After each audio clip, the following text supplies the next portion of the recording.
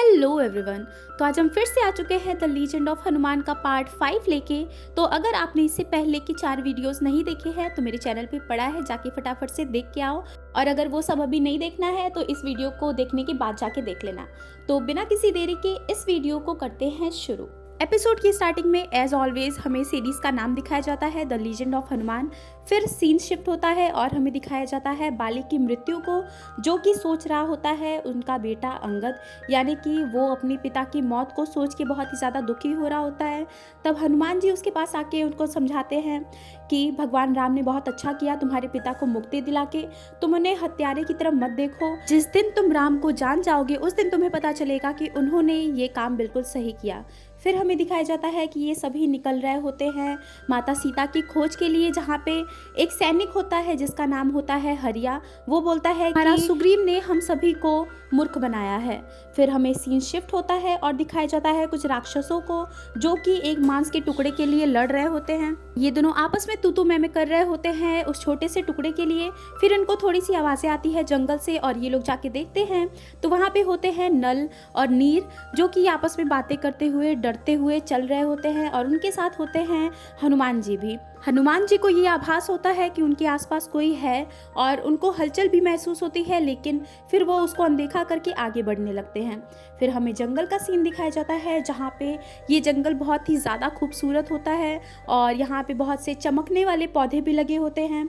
और इन लोगों को एक बहुत ही विचित्र चीज़ दिखती है जो कि होती हैं जंगल की आत्माएं। यहाँ पे अंगद और हनुमान जी जामुन जी से पूछते हैं कि ये लोग कौन हैं, तो वो बताते हैं कि ये जंगल की आत्माएं हैं, लेकिन अब ये इनका दायरा सीमित करके यहीं पे रहती हैं, नहीं तो हमारी जवानी के समय में ये पूरे वन में दिखाई देती थी। हनुमान जी यहाँ पे उनकी भाषा में उनसे बात करते हैं तो उन्हें पता चलता है कि बहुत सारे राक्षसों ने इनका वन पूरा खा लिया है और इनको उसी के लिए अपना दायरा सीमित करना पड़ा और अब ये घूम फिर नहीं सकते, यानी कि ये बंदी बन चुके हैं। ये लोग फिर निकलते हैं माता सीता की खोज में आगे और इनको एक गुफा दिखती है।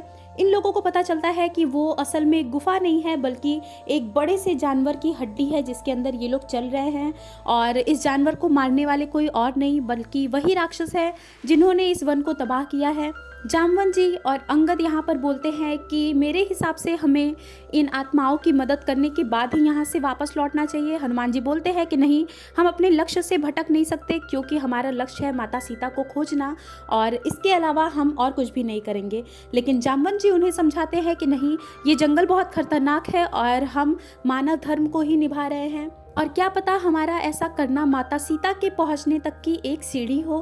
तो हनुमान जी भी यहाँ पर मान जाते हैं और वो लोग रात को रुककर यहाँ पर विश्राम करने का सोचते हैं और बोलते हैं कि बाकी का काम हम कल करेंगे।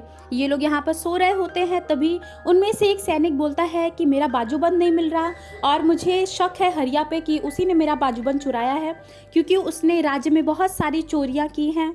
तो यहाँ पे हनुमान जी बोलते हैं कि अगर हरिया तुमने लिया है इसका बाजूबंद तो इसे लौटा दो। हरिया बोलता है कि मैंने ऐसा कुछ भी नहीं किया है और मैं ये सारे काम छोड़ चुका हूँ। हनुमान जी बोलते हैं कि तुम परेशान मत हो, अगर इसने चुराया होगा तुम्हारा बाजूबंद तो हम कल सुबह इसे पकड़ लेंगे और तुम्हारा बाजूबंद तुम्हें मिल जाएगा। हरिया वहाँ से थोड़ी दूर जाकर एक पोटली को खोल के देखता है जिसमें कि सोना होता है और वहाँ से उसे एक राक्षस उठाकर ले जाता है। हनुमान जी यहाँ पर खाते हुए सोच रहे होते हैं कि अंगद को क्यों बुरा लग रहा है उसके पिता की मौत का, और उसके लिए वो भी उदास हो जाते हैं। और यहाँ पर हमें दूसरी तरफ दिखाया जाता है कि हरिया के पास बहुत सारे राक्षस खड़े हैं और वहाँ पे उनकी रानी होती है जो कि बहुत ही बदसूरत भद्दी सी लग रही होती है। वो आदेश देती है हरिया को खाने के लिए इन सारे राक्षसों को, लेकिन हरिया यहाँ पर अपनी जान बचाने के लिए उससे माफ़ी मांगने लगता है, गिड़गिड़ाने लगता है और बोलता है कि मैं यहाँ पे अपनी मर्जी से नहीं आया हूँ, मुझे कोई शौक नहीं था इस जंगल में आने का, मुझे ज़बरदस्ती भेजा गया है राजकुमारी सीता की खोज में। जैसे ही ये राक्षसी राजकुमारी सीता का नाम सुनती है तो वो बहुत ही ज़्यादा क्रोधित हो जाती है और गुस्सा हो जाती है, बोलती है कि तुमने उसका नाम कैसे लिया, अब मैं तुम्हें अपने राक्षसों से खिलवा दूंगी। तभी वहाँ पे वो सैनिक भी आ जाता है जिसका बाजूबंद खोया था। वो राक्षसी अपने राक्षसों को बोल देती है उस आदमी को पकड़ के खाने के लिए और वो सब उसे खाने लगते हैं। हरिया यहाँ पे बोलता है कि आप मुझे बस बख्श दीजिए, मुझे छोड़ दीजिए, आप जैसा बोलेंगे मैं वैसा करूँगा। तो वो राक्षसी बोलती है कि सीता राम को नहीं मिलनी चाहिए। इसके बाद वो अपना परिचय देती है, बोलती है कि मैं हूँ शूर्पणखा। हम उसकी कटी हुई नाक भी देख सकते हैं और यहाँ से हम कहानी का अंदाजा लगा सकते हैं। तो ये एपिसोड भी यहीं पे खत्म हो जाता है। एपिसोड बहुत छोटा था और इसके आगे की वीडियोस देखने के लिए इस वीडियो पे भी बहुत सारा प्यार दिखाना, और चैनल को सब्सक्राइब नहीं किया है तो कर लेना, ताकि आगे की वीडियोस आपको बिना किसी दिक्कत के मिल जाए। So thanks for watching and bye.